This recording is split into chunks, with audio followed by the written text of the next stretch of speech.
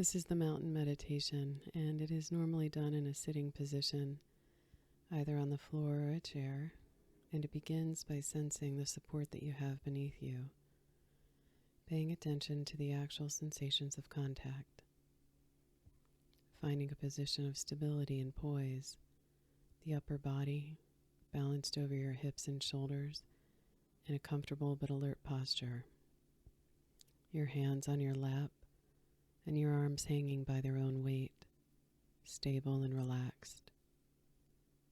Actually sensing into your own body, feeling your feet and your legs, moving upward to the hips, the lower and then the upper body, the arms, shoulders, neck, and head.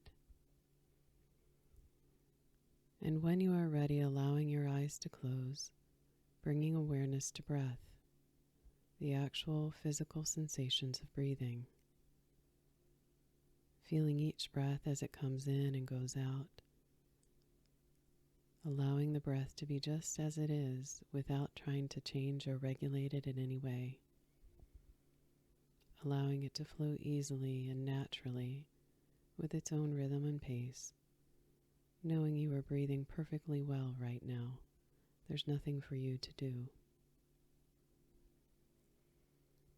Allowing the body to be still and sitting with a sense of dignity, a sense of resolve, and a sense of being complete, whole in this moment, with your posture reflecting this sense of wholeness.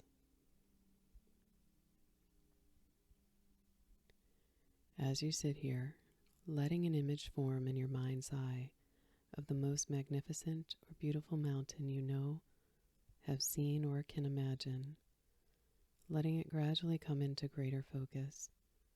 And if it doesn't come as a visual image, allowing the sense of this mountain and feeling its overall shape, its lofty peaks or peaks high in the sky, the large base rooted in the bedrock of the Earth's crust, its steep or gently sloping sides. Noticing how massive it is, how solid, how unmoving, how beautiful, whether from afar or up close. Perhaps your mountain has snow blanketing its tops and trees reaching down to the base, or rugged granite sides. There may be streams and waterfalls cascading down the slopes, or there may be one peak, or a series of peaks, or meadows and high lakes. Observing it, noting its qualities, and when you feel ready, seeing if you can bring the mountain into your own body as you sit here, so that your body and the mountain in your mind's eye become one. You share in the massiveness and stillness and majesty of the mountain. You become the mountain. Grounded in the sitting posture, your head becomes the lofty peak, supported by the rest of the body and affording a panoramic view. Your shoulders and arms the sides of the mountain, your buttocks and legs the solid base, rooted into your cushion or chair, experiencing in your own body a sense of uplift from deep within and along the spine. With each breath, as you continue sitting, becoming a little more a breathing mountain, alive and vital, yet unwavering in your inner stillness, completely what you are, beyond words and thought, a centered, grounded, unmoving presence. As you sit here, becoming aware of the fact that as the sun travels across the sky, the light and shadows and colors are changing virtually moment by moment in the mountain stillness, and the surface teems with life and activity. Streams, melting snow, waterfalls, plants, and wildlife. As the mountain sits, seeing and feeling how night follows day and day follows night, the bright warming sun followed by the cool night and the sky studded with stars and the gradual dawning of a new day. Through it all, the mountain just sits, experiencing change in each moment, constantly changing, yet always being itself. It remains still as the seasons flow into one another, and as the weather changes moment by moment and day by day, calmness abiding all change.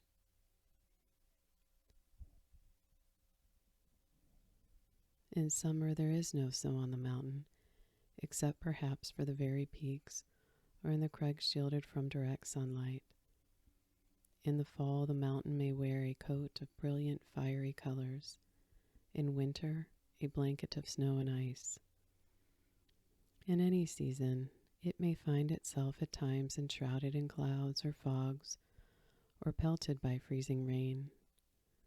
People may come to see the mountain and comment on how beautiful it is, or how it's not a good day to see the mountain, that it's too dark or rainy or foggy.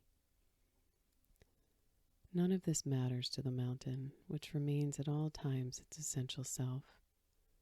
Clouds may come and clouds may go, and tourists may like it or not. The mountain's magnificence and beauty are not changed one bit by whether people see it or not, so seen or unseen, in sun or clouds, broiling or frigid, day or night, it just sits, being itself. At times it's visited by violent storms, buffeted by snow and rain and winds of unthinkable magnitude, and through it all the mountain sits. Spring comes and trees leaf out, flowers bloom in the high meadows and slopes, birds sing in the trees once again, and streams overflow with the waters of melting snow. And through it all the mountain continues to sit, unmoved by the weather, by what happens on its surface, by the world of appearances, remaining its essential self through the seasons, the changing weather, the activity ebbing and flowing on its surface. In the same way as we sit in meditation, we can learn to experience the mountain.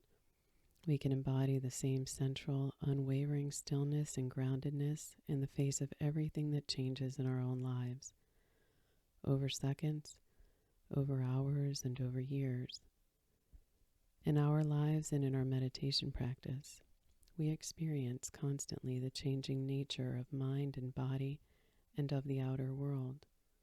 We have our own periods of light and darkness, activity and inactivity, our moments of color and our moments of drabness. It's true that we experience storms of varying intensity and violence in the outer world in our own minds and bodies. Buffeted by high winds, by cold and rain, we endure periods of darkness and pain, as well as moments of joy and uplift. Even our appearance changes constantly, experiencing a weather of its own.